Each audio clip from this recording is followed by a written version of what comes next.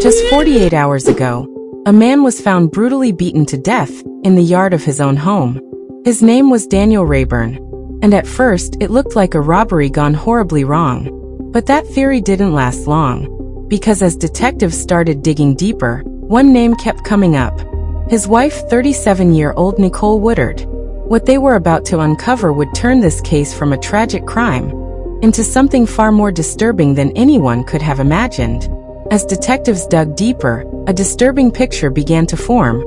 A toxic relationship, and a conspiracy with Nicole at the center. On July 4th in Dublin, a motorcyclist spotted a motionless body lying on a quiet front lawn. When officers arrived, it was already too late.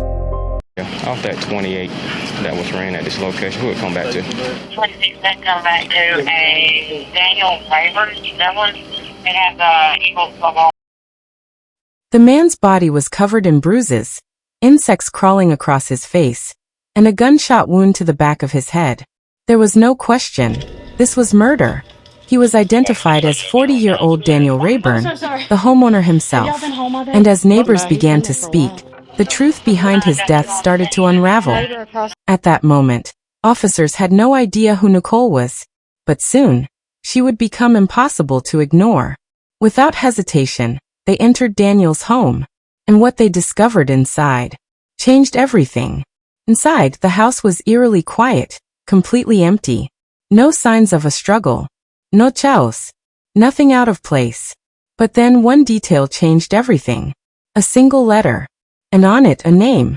Nicole Woodard. Daniel's wife. That discovery gave investigators their first real lead. But another clue was already waiting.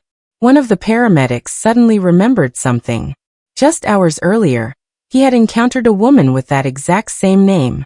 Earlier that same day, a woman had been rushed to the hospital after suddenly collapsing at work. Her name? Nicole Woodard. The same name now tied to a murder scene. Detectives couldn't ignore the timing. While Daniel lay dead, Nicole was being treated in the ER. Coincidence? Or something planned? What looked like a medical emergency was now starting to look like a possible cover. It didn't take long for officers to find her. Still recovering, Nicole was quickly approached and questioned. The officer showed up at the hospital. I'm saying you got in contact with your doctor. But within hours, she wasn't in a hospital bed anymore.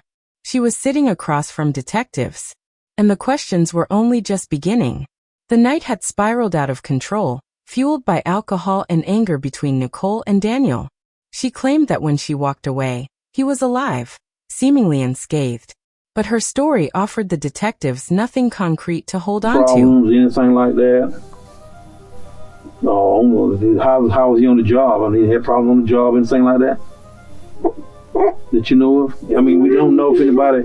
With no evidence to detain her, she was released. Little did she know. The coming days would drag her deeper into an investigation that would uncover every secret she thought was hidden. Back at the scene, investigators combed every corner, determined to figure out who had been inside the house around 1 a.m. Armed with a search warrant, officers finally stepped inside Daniel's home, hoping it would reveal the crucial evidence they so desperately needed. The house yielded nothing, leaving detectives frustrated. Outside, however, a single clue emerged: a severed dreadlock lying near Daniel's body. It didn't belong to him or Nicole, proving another person had been there that night. And just as the discovery sank in, Daniel's family arrived unaware of the horror that had unfolded. They called me out here, and that's when I seen him. Was he married or anything? He was living with a woman. What was that woman's name? Nicole Woodard.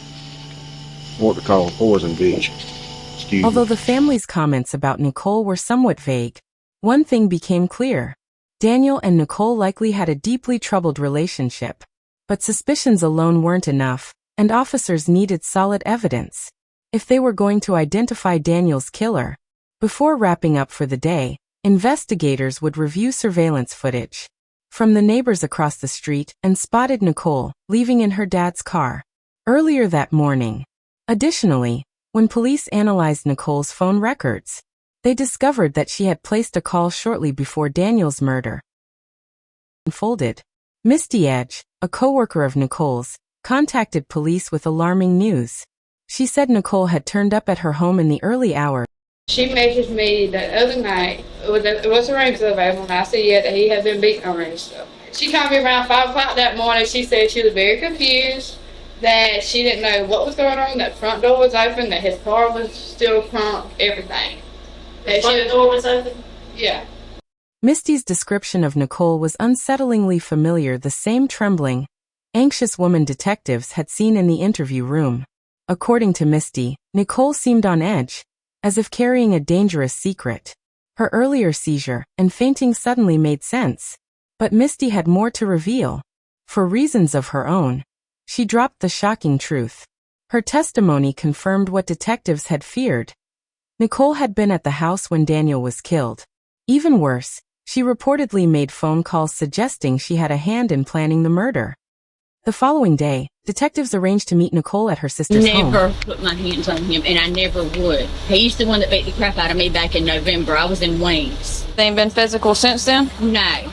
I mean, we screamed and hollered at each other a little bit and sent some nasty messages back and forth. The thing with us, I mean, if we were not gurring at each other, there was something wrong. She told stories of abuse, carefully framing Daniel as the aggressor, hoping to appear as the victim.